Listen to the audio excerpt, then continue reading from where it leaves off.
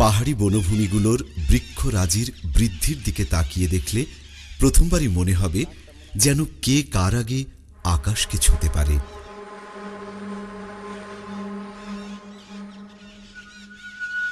আমাদের দেশে পাহাড়ি বনভূমির মোট আয়তন 2.70 লক্ষ হেক্টর, আর এর মধ্যেই 2740 হেক্টর আয়তন নিয়ে দেশের উত্তর পূর্বে সিলেট বিভাগের মৌলভীবাজার জেলার অধীনস্থ কমলগঞ্জ উপজেলায় লাওয়াছড়া জাতীয় উদ্যানটির অবস্থান।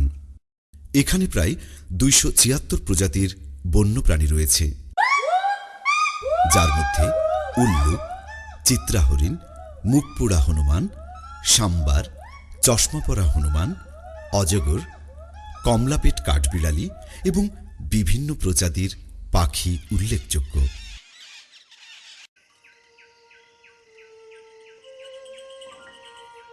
এই বনে মোটামুটি বিলুপ্তির হাত থেকে অস্তিত্ব বাঁচিয়ে যে প্রাণীগুলো এখন বেশ ভালোভাবেই টিকে আছে, তাদের একটি হল মুখপোড়া হনুমান। ঘন বনে অবস্থিত গাছগুলোর মগ ডাল তাদের প্রিয় আবাসস্থল। দলগতভাবে বসবাসকারী প্রাণীগুলো দলের নেতৃত্ব দেয় সাধারণত বয়স্ক পুরুষ হনুমানটি।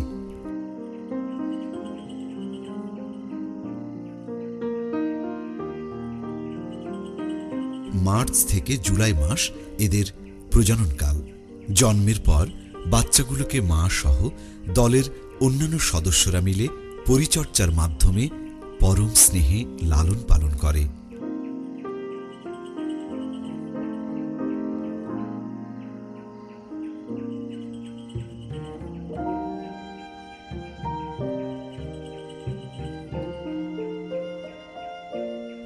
কিছু বছর আগেও এরা প্রায় বিলুপ্তির কাছাকাছি চলে গেলেও বর্তমানে সরকার ও বন বিভাগের একনিষ্ঠ প্রচেষ্টার দরুন কিছুটা পরিমাণে এই লাওয়াছড়া অভয়ারণ্যে এদের বিস্তার বৃদ্ধি পেয়েছে।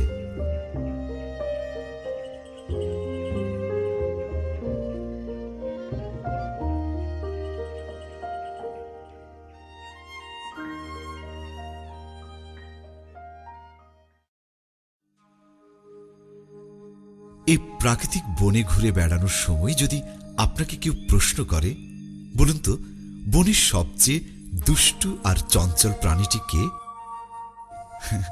তবে মুচকি হেসে যে প্রাণীটির নাম আপনি বলবেন এটি হল কমলা পেটওয়ালা কাঠবিড়ালি।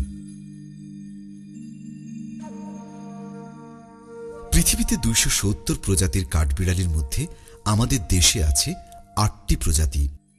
এদের মধ্যে অপূর্ব সুন্দর আর অন্যতম দুরন্ত প্রজাতিটি হল এটি। এর ইংরেজি নাম অরেঞ্জ বেলিড হিমালয়ান স্কুইরাল। এদের দৈর্ঘ্য মাথা থেকে লেজ 42 সেন্টিমিটার। কবিতার মতো এদের প্রিয় খাদ্য শুধু যে পেয়ারা তাই নয়, বরং বিভিন্ন গাছের ফল, ফলের বীজ ও ক্ষুদ্র পোকামাকড় ইত্যাদি এদের খাদ্য তালিকায় আছে।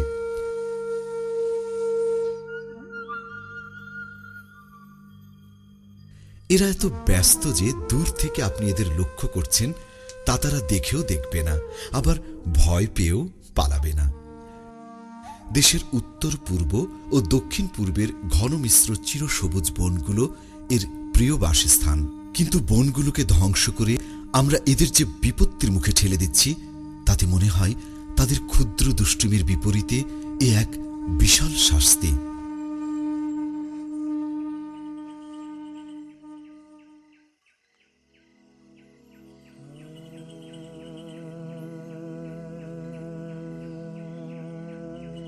লাওয়াছড়ায় আমরা বিভিন্ন সময় বলেছিলাম বনের বিস্তারের কথা, বলেছিলাম প্রাণীদের সংরক্ষণের কথা, আরও বলেছিলাম বৃক্ষ ঘন পরিবেশ বা ক্যানোপি অ্যাটাচমেন্টের কথা।